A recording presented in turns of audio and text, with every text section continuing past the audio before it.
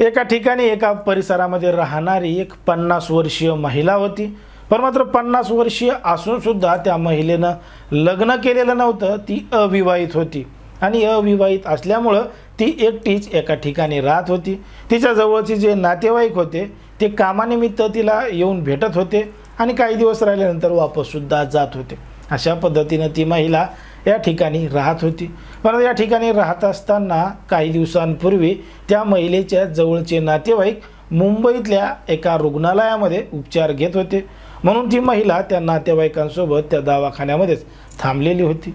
मग त्या ठिकाणी थांबलेली असतानाच त्या ठिकाणी एका व्यक्तीबरोबर त्या महिलेची ओळख होते। ओळखीचं रूपांतर मैत्रीमध्ये होतं आणि मैत्रीचं रूपांतर प्रेमामध्ये होतं। आता कोणाला कधी कुठं कसं प्रेम होईल हे काही सांगता येत नाही, पण मात्र या 50 वर्षीय महिलेला ज्या व्यक्तीवर प्रेम झालंय तो व्यक्ती 37 वर्षीय होता। पण मात्र तरीसुद्धा या दोघांना एकमेकांसोबत प्रेम झालेलं होतं। मग त्या 50 वर्षीय महिलेने 37 वर्षीय त्या तरुणाबरोबर पुरुषाबरोबर संबंध ठेवले होते आणि त्यामुळं त्या महिलेचा मृत्यू देखील झाला होता। नेमकं काय आहे संपूर्ण प्रकरण, कुठं घडली ही घटना, हे आपलं अगदी सविस्तरपणे बघायचं। पण जर तुम्ही अजूनही आपलं चॅनल सबस्क्राईब केलं नसेल तर लगेच सबस्क्राईब करून घ्या आणि बाजूला असणाऱ्या बेल नोटिफिकेशनला सुद्धा ऑन करायला विसरू नका। आता ही जी संपूर्ण घडलेली घटना आहे ती आहे आपल्या महाराष्ट्रामधीलच पुण्यातील वाकड परिसरामध्ये राहणारी एक महिला होती। 50 वर्ष तिचं वय होतं आणि ती अविवाहित होती, म्हणून ती त्या परिसरामध्ये एकटीच राहत होती। मग त्या ठिकाणी राहत असताना काही दिवसांपूर्वी म्हणजे एप्रिल 2023 मध्ये तिच्या जवळच्या नातेवाईकाचं मुंबईतील एका कॅन्सर रुग्णालयामध्ये दवाखान्यामध्ये नातेवाईकांवर उपचार सुरू होते, म्हणून ही महिला काळजी घेण्यासाठी मुंबईतील त्या रुग्णालयामध्ये गेली होती। मग त्या ठिकाणी गेली, त्या ठिकाणी काही दिवस राहिली। त्या ठिकाणी एक निशांत व्यास नावाचा 37 वर्षीय पुरुष होता आणि त्या पुरुषाबरोबर या महिलेची ओळख त्या रुग्णालयामध्ये झाली। मग ओळख झाली, ओळखीचं रूपांतर मैत्रीमध्ये झालं, कारण की तो जो आरोपी आहे निशांत व्यास त्यानं त्या महिलेला सांगितलेलं होतं की तो वैज्ञानिक आहे आणि पुण्यामध्ये त्याची एक मोठी लॅबसुद्धा आहे। मग आता असं सांगितल्यानंतर ती महिलासुद्धा पुण्याचीच होती, म्हणून दोघा जणांची चांगली ओळख झाली। ओळखीचं रूपांतर मैत्रीत आणि मैत्रीचं रूपांतर प्रेमात झालं, कारण की प्रेमाला वयाची मर्यादा नसते असं सुद्धा सांगितलं जातं। मग त्या पद्धतीनं दोघा जणांना एकमेकांप्रती प्रेम झालं।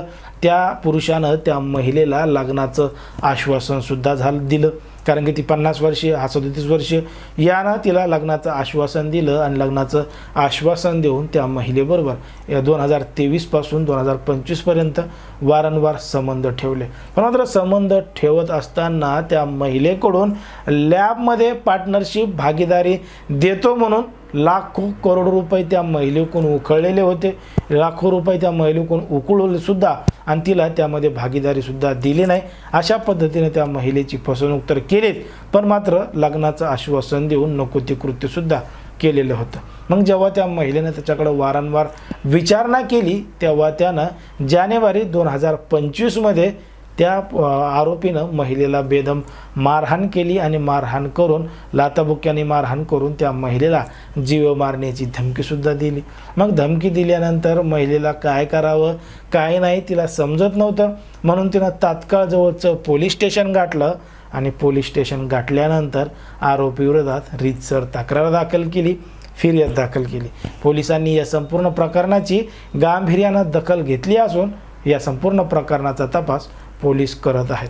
पण मात्र ज्या पद्धतीने समाजामध्ये देशामध्ये राज्यामध्ये विविध प्रकारच्या घटना घडत आहेत त्यामधून लोकांनी सावध व्हायला पाहिजे, सतर्क व्हायला पाहिजे, कारण की कोणी नोकरीचं, कोणी लग्नाचं, कोणी पैशाचं, कोणी कशाचं आमिष देतंय आणि कशा पद्धतीनं करतंय हे तुम्हाला या संपूर्ण प्रकरणावरून लक्षात आलेलं असेल।